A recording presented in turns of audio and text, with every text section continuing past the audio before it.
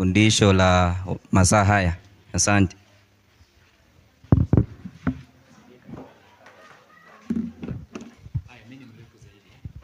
Bwana Yesu asifiwe. Bwana Yesu asifiwe. Geukia mwenzako mwambie mapambano inaendelea.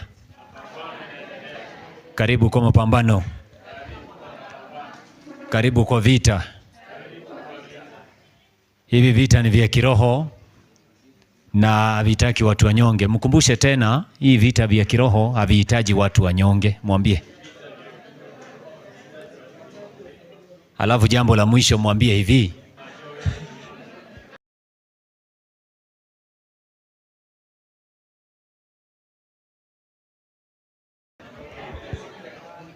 Ni vizuri kwa sababu wakati Gideon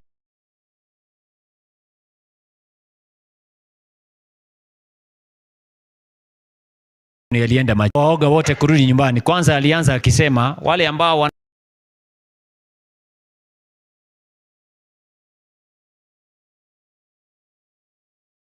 wanaona kana kwamba hii kitu hawawezani nayo wajipange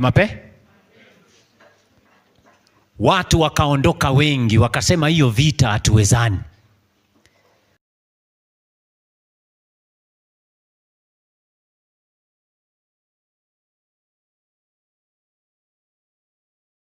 Wale ambao wanatoka katika makanisa iliyoasi, mjue ya kwamba tunaingia katika mapambano na ni vita.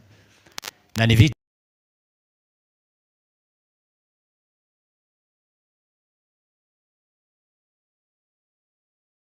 vya kiroho. Vita vya kiroho kwa sababu tunaitwa tutetee imani na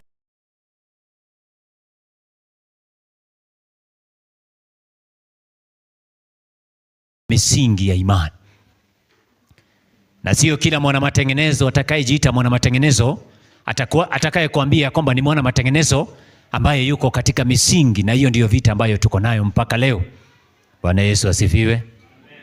Yesu anasema mwenye kujenga nyumba aketi chini afanye hesabu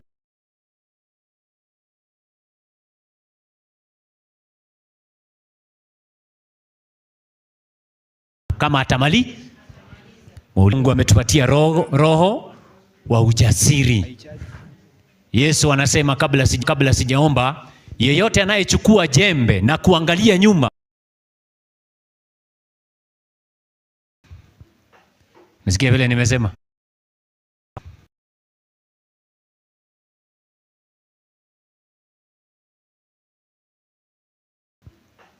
Msikia vile nimesema? Ati mwenye anachukua jembe na anainua, anataka kulima na anaangalia duka yake.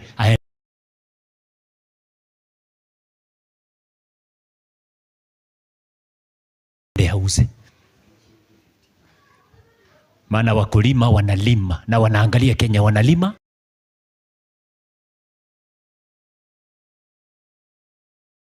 Na wanaangalia Kenya wanapanda. Tuko pamoja? Are we okay? Barikiweni watumishi.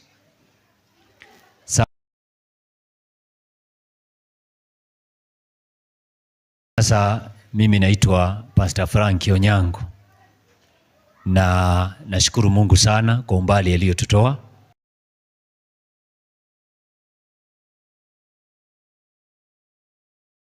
Na pia nashukuru Mungu sana kwa kufika kwenye makambi ya hapa Kisii.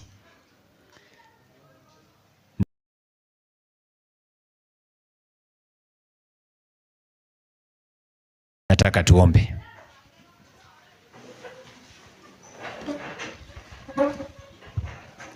Baba wa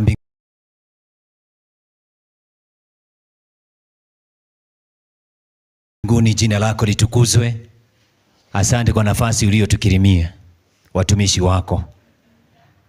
Tunajua ya kwamba mwishowe tutakuwa washindi.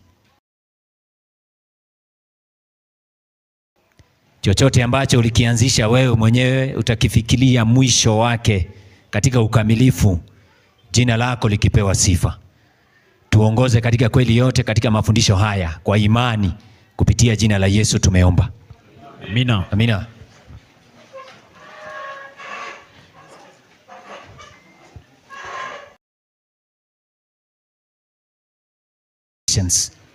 Tunataka kurejelea misingi. tunataka kuangalia, kwa sababu nyumba yoyote inapojengwa lazima kuwe na misingi inayowekwa, na wale ambao wanaondokea hiyo misingi hawaitanishwi tena na wale mafundi ambao walihusika katika kuweka huo msingi. Tuko pamoja? Naam. Bwana Yesu asifiwe. Amina. Wakati wana wa Israeli wanatoka katika nchi ya Misri, Mungu aliwa Israeli ndiyo safari yetu sisi wa Adventista wa Sabato. Katika Biblia tunaitwa wana matengenezo, maanake tunarejesha watu kutengeneza.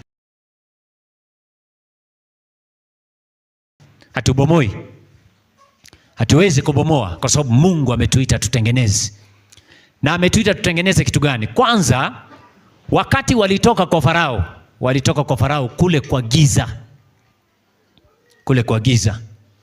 Kule kwenye hiyo nchi ambayo haikutaka watu wamwabudu Mungu wa kweli.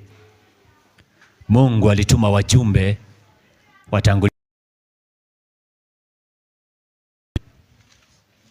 Micah chapter 6 verse 4. Micah ama Mika sura ya 6 aya yake ni ya 4. Sikilizeni. Amani sauti yangu. Mimi niko sawa. Wewe tulia tu. Micah chapter 6 and verses number 4. Pengine ni ile mtumishi inaweza kuja kidogo. Ama italeta kelele. Haya, soma wewe. Inasema 6 aya yake ni ya 4. Micah.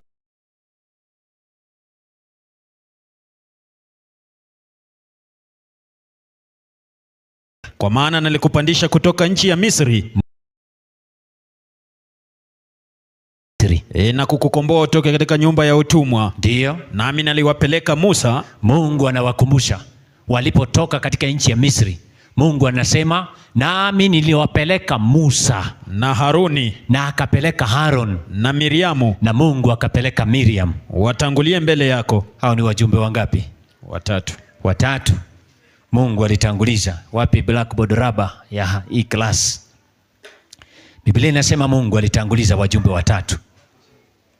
Na hawa wajumbe watatu ambao Mungu alitanguliza walipokuwa wanatoka kwa Farao, si kwamba walitangulia tu mbele. God is wise. Mungu alitanguliza. Alianza na Musa. Musa ndiye mjumbe wa kwanza, si ndio? Halafu inatajwa nani? Aaron. Halafu inamaliza na Miriam 1844. Kutoka wakati watu wa Mungu wanapotoka katika nchi ya Misri ya kiroho. Misri ya kiroho iliyotawaliwa na mfalme ambaye ni mfalme wa Kirumi. Utawala huo uliisha 17 na ikaisha 1798. Si ndio? Kutoka pale Mungu akaanza kuwa na mpango wa kutanguliza mbele zetu wajumbe watatu. Wajumbe wangapi? Amen. Wajumbe wangapi? Watatu. Mjumbe wa kwanza anapatikana Revelation 14 verse 6. Mjumbe wa pili anapatikana Revelation 14 verse 8. Na mjumbe wa mwisho anapatikana Revelation 14 verse 9. Yaani Musa, Haroni na nani? Na Miriam. Na hicho ni kipindi ambacho tunataka kukizungumzia ninapoweka misingi. Hatari ya kuondokea kwenye misingi. Ndio naona leo sisi kama wana matengenezo lazima tuhakikishe na tuelewe ni kwa nini tunaitwa wana matengenezo. Kwa nini tunaitwa hivyo? Msomaji? Naam. Safiri pamoja nami katika kitabu cha John chapter 2 verse 19. John chapter 2 verse 19. Yesu anasema. Yesu akajibu akawaambia, kitu gani? Livunjeni hekalu hili. Livunjeni hekalu hili. Nami katika siku 3 nitalisimamisha. Yesu anasema atalisimamisha hekalu kwa siku ngapi? 3. Siku 3. Sikiliza, na hawa ni Wayahudi. Wayahudi wakashangaa. Wakasemaje? Basi Wayahudi wakasema, nini? Hekalu hili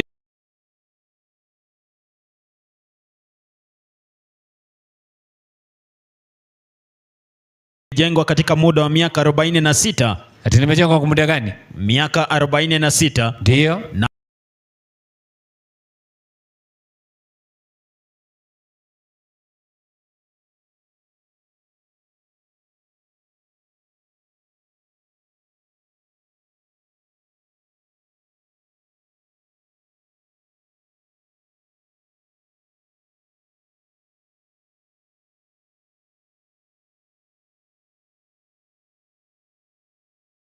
nawe utalisimamisha katika siku 3? Unaona?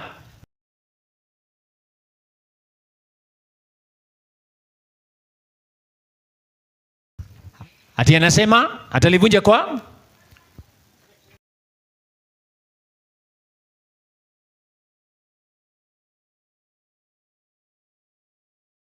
livunjeni ili hekalu, nitalisimamisha kwa siku ngapi? Siku 3.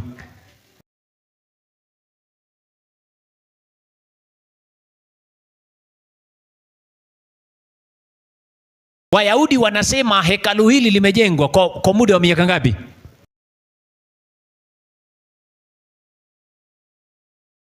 Arobaini na sita. Kwa muda wa miaka 46.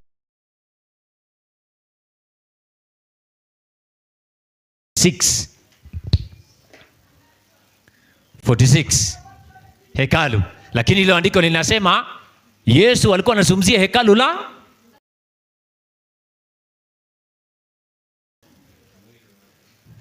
mwili wake. Soma wewe. Inasema, msomaji tuwe pamoja.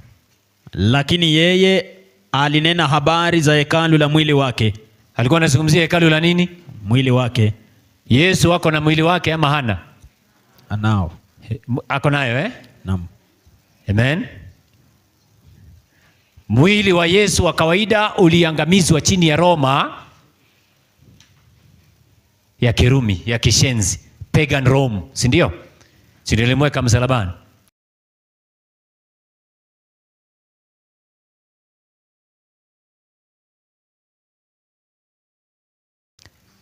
Yesu wako na mwili mwingine. Wakolosai.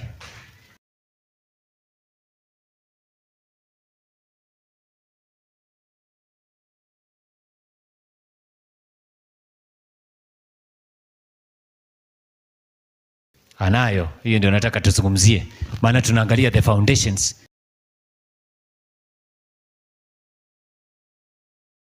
Kando na hiyo mwili yake ya kawaida hii yenye litobolewa mikono na miguu, ako na ingine. Angalia, soma usikie. Inasema Wakolosai 1:22 ama ni 18? Soma tusikie. 1:18 inasema hivi, naye ndiye kichwa cha mwili. Yesu ni kichwa cha mwili, yaani cha kanisa. Kwa hivyo Yesu ako na mwili mwingine gani? Kanisa. Kwa hivyo Yesu wako na mwili wake ambalo ni kanisa, na Yesu wako na mwili wake wa kwanza ambayo ni hii ya kawaida. Kwa hivyo sasa tunazungumzia kanisa. Yesu anaposema livunjeni ili hekalu, na kwa muda wa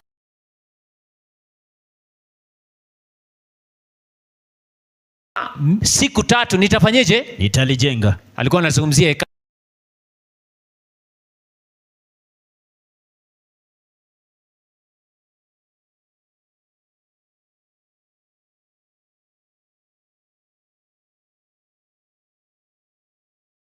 la mwili wake ambalo ni kanisa, Kutoka 75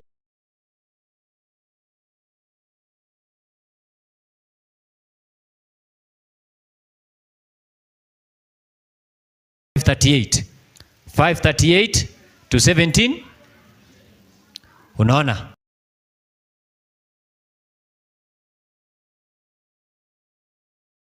Hiyo 1260.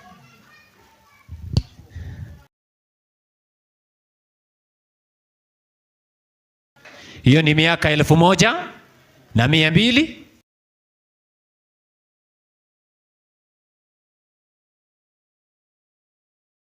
na 60. Papal supremacy ni serikali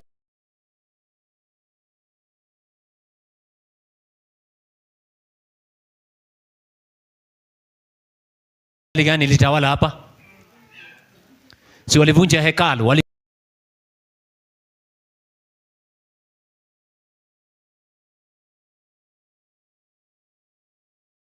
vunja hekalu la kiroho. Kanisa lilipitia mateso, ukweli wote.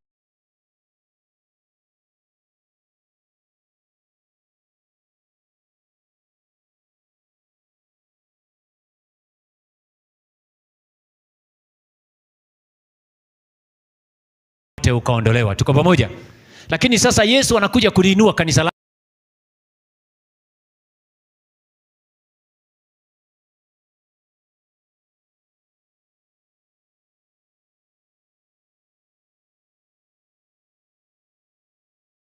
tena. Tuko pamoja? Naam. Tumesoma Maika